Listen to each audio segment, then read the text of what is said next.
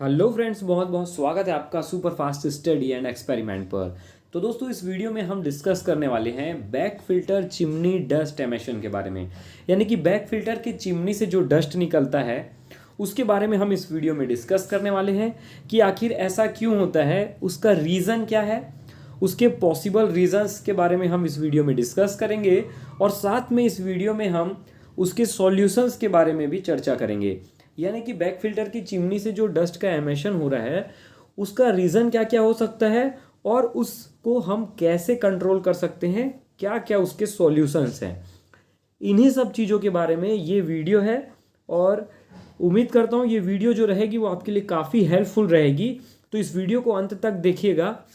चलिए वीडियो को स्टार्ट करते हैं।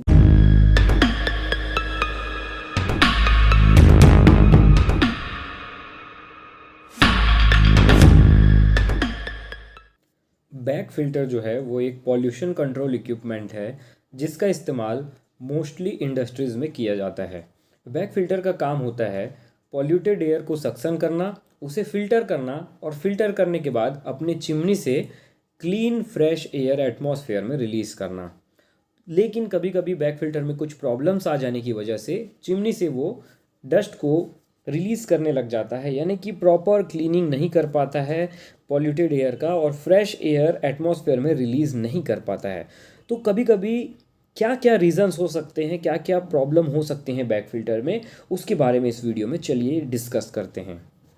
बैक फिल्टर के चिमनी से डस्ट निकलने का रीज़न नंबर 1 है फिल्टर्ड बैग का पंचर होना। यानी कि जो बैक फिल्टर में जिस बैग्स का इस्तेमाल किया जाता है उस बैग्स में अगर कहीं पंचर हैं, क्या होता है लंबे समय तक अगर बैग जो है हमारा चलते रहता है, कंटिन्यूस उससे सक्शन हो रहा है पॉल्यूटेड एयर का, तो धीरे धीरे क्या होता है वियर आउट होने लग जाता है उसमें और वहाँ पे कहीं ना कहीं पे पंचर बन जाते हैं। एक जगह पर भी पंचर हो सकता है या फिर मल्टीपल पंचर्स भी हो सकते हैं आपके बैग में। ऐसा होने से क्या होगा, डस्ट पार्टिकल जो है वो उस पंचर पोर्शन से जहाँ पर होल है वहाँ से क्रॉस हो करके सक्शन चैम्बर में जा सकते हैं और फिर वहाँ से आपके चिमनी से रिलीज़ होने लग जाएंगे। तो ये सबसे पहला रीज़न और सबसे कॉमन रीज़न होता है बैक फिल्टर के चिमनी में एमिशन का। यानी कि चिमनी से अगर पॉल्यूशन हो रहा है, इसका पहला रीज़न ये है। अब चलते हैं सेकंड रीज़न की तरफ। तो हमारे बैक फिल्टर के चिमनी से डस्ट का एमिशन होने का सेकंड रीज़न है बैक फिल्टर का प्रॉपर नहीं बैठना अपने ग्रूव में। देखिए, जो फिल्टर्ड बैग्स होते हैं, बैग्स में टॉप में ग्रूव होता है और वो ग्रूव टॉप के चैम्बर, टॉप और बॉटम का जो चैम्बर होता है उसको जो चैम्बर डिवाइड करता है, जिस प्लेट में होल्स कटे होते हैं बैग के ओपनिंग के हिसाब से, वहाँ पर जा कर के बैठता है। यानी कि अगर आपका बैग प्रॉपरली उस ग्रूव में नहीं बैठा है, अच्छे से नहीं बैठा है, तो वहाँ पर प्रॉपर सीलिंग नहीं हो पाई है, तो क्या होगा, जो आपका पॉल्यूटेड एयर है, पॉल्यूटेड जो नीचे वाले चैम्बर में है जिसे सक्शन किया जा रहा है आईडी फैन की मदद से, वो क्या होगा, वहाँ पर डस्ट को खींच लेगा बाहर, नीचे वाले चैम्बर से डस्ट को ऊपर वाले चैम्बर में खींच करके ले आएगा और वहाँ से फिर वो उसे चिमनी में डिस्चार्ज करने लग जाएगा और आपके चिमनी में बैक फिल्टर में डस्ट एमिशन दिखाई देगा।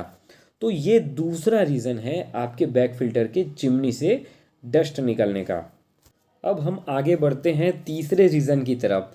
तो बैक फिल्टर के चिमनी से डस्ट निकलने का तीसरा रीज़न जो है वो है बैक फिल्टर के जो दो चैम्बर होते हैं उसमें बीच में जो एक प्लेट लगा रहता है जो अपर चैम्बर और लोअर चैम्बर को सेपरेट करता है। ये वो प्लेट होता है जिसमें होल्स कटी होती हैं, जिसमें बैक फिल्टर जा कर के बैठता है।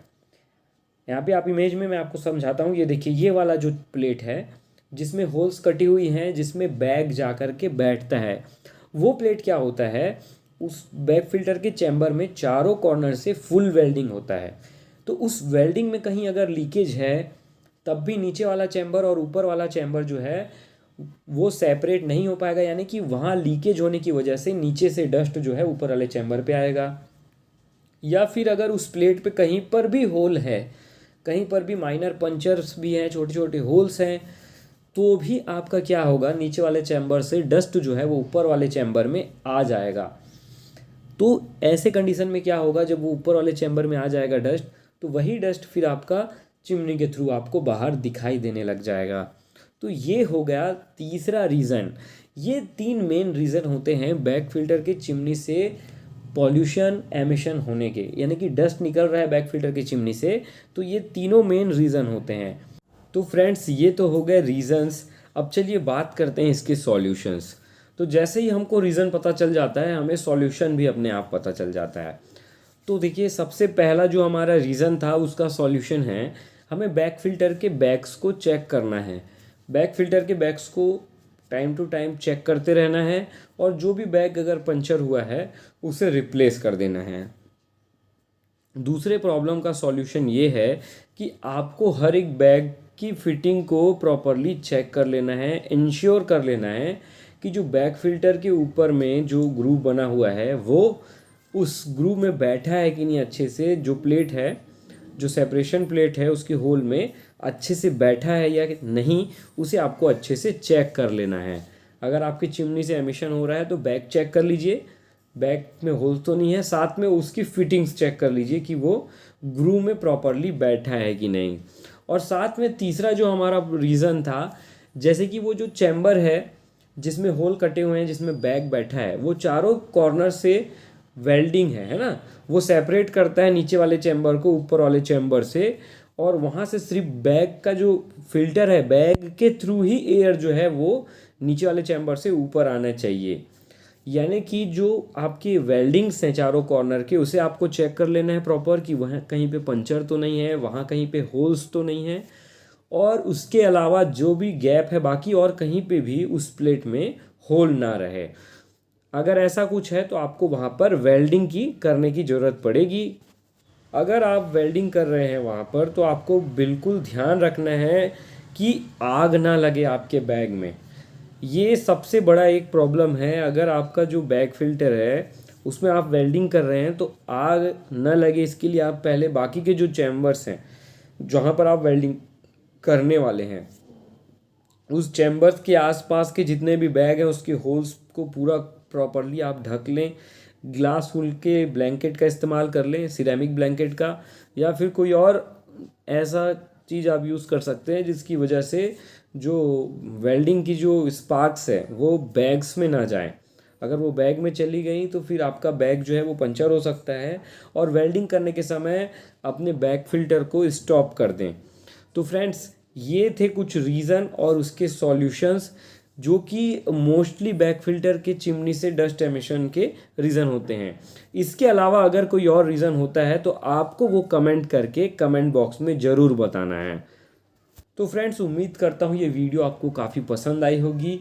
अगर ये वीडियो आपको 1% भी हेल्पफुल लगी हो तो प्लीज़ इस वीडियो को लाइक कर दीजिएगा, चैनल को सब्सक्राइब कर दीजिएगा। फिर से मिलेंगे नेक्स्ट वीडियो में, तब तक के लिए अलविदा।